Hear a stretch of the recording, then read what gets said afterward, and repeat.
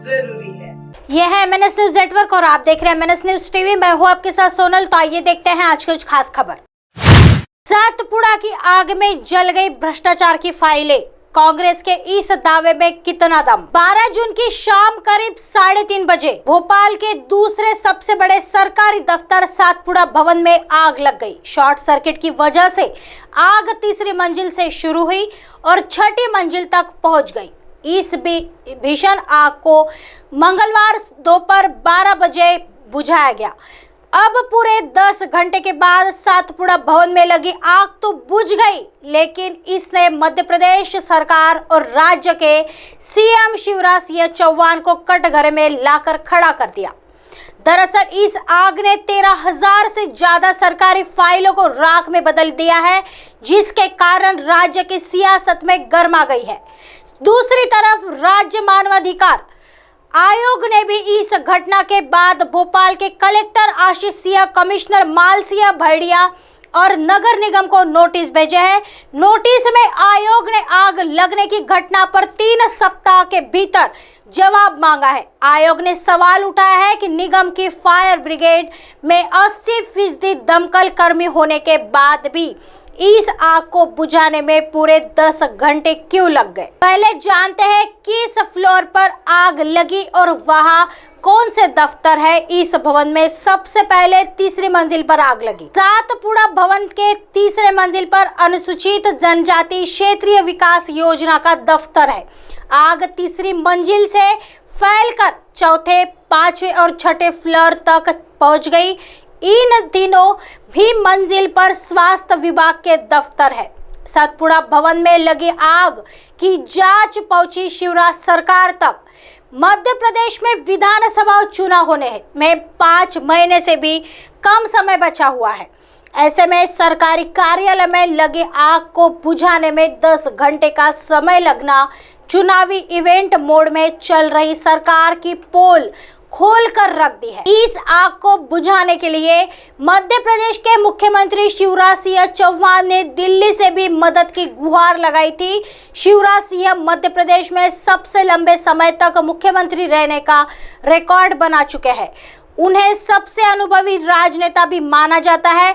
ऐसे में एक इमारत में लगी आग बुझाने में इतना समय लगना यह साफ दिखाता है कि बड़े हादसों से निपटने में राज्य सरकार की मशीनरी सक्षम ही नहीं है। आइए बढ़ते हैं अगली खबर की तरफ।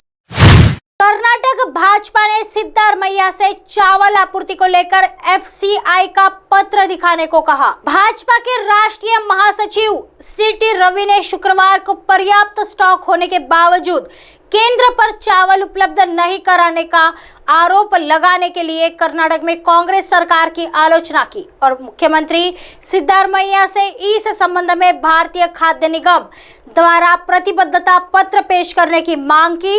पत्रकारों से बातचीत में CT रवि ने कहा कि अगर झूठ नहीं बोल रहे हैं तो उन्हें FCI द्वारा कर्नाटक राज्य को चावल देने का वादा पत्र दिखाना चाहिए। ये झूठे आरोप लगाना बंद करें और चावल खरीदने के लिए लोगों को पैसे उपलब्ध कराएं।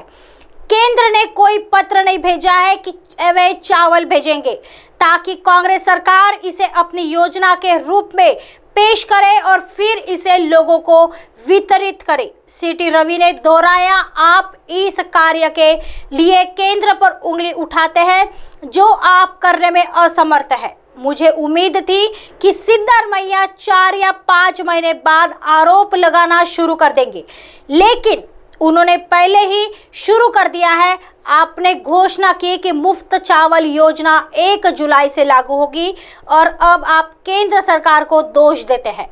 आप BPL धारकों के खातों में पैसा डाल दे, वे चावल खरीद लेंगे। बिजली की दरों में वृद्धि पर भाजपा नेता ने आरोप लगाया कि कीमत बढ़ाने के कर्नाटक विद्युत नियामक आयोग के प्रस्ताव को भाजपा द्वारा सहमति नहीं दी गई थी। यह कांग्रेस सरकार द्वारा दिया गया है। एक्साइज ड्यूटी भी चुपचाप बढ़ा दी गई है। क्या इन सब के लिए केंद्र जिम्मेदार है? सरकार पंजीकरण और मोटर वाहन करों में वृद्धि करने के लिए तैयार है। कांग्रेस सरकार एक तरफ जनता से पैसा छीन ले रही है और दूसरी तरफ देने का नाटक कर रही है। आइए बढ़ते हैं अगली खबर की तरफ। इस महीने में नरेंद्र मोदी सरकार के मंत्री बन सकते हैं चिराग पासवान। पीएम नरेंद्र मोदी के स्वघोषित हनुमान रामविलास पासवान के बेटे एवं लोजपा के एक धड़े के अध्यक्ष चिराग पासवान का समय आने वाला है।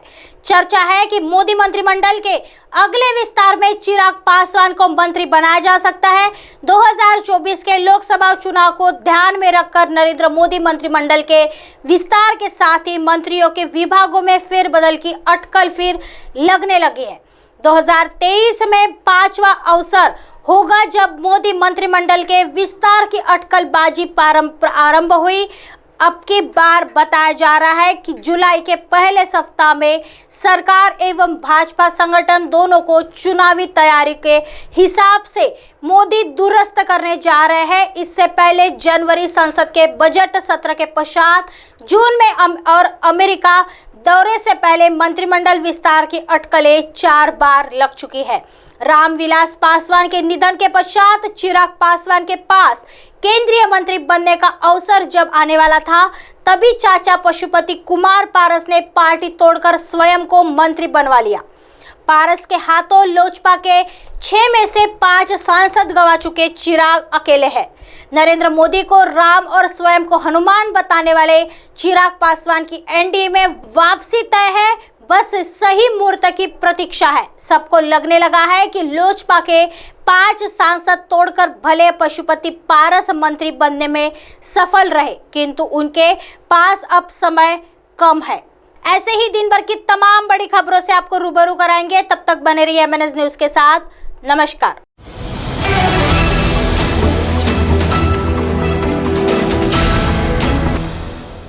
ये है MNS न्यूज नेटवर्क और आप देख रहे हैं MNS न्यूज।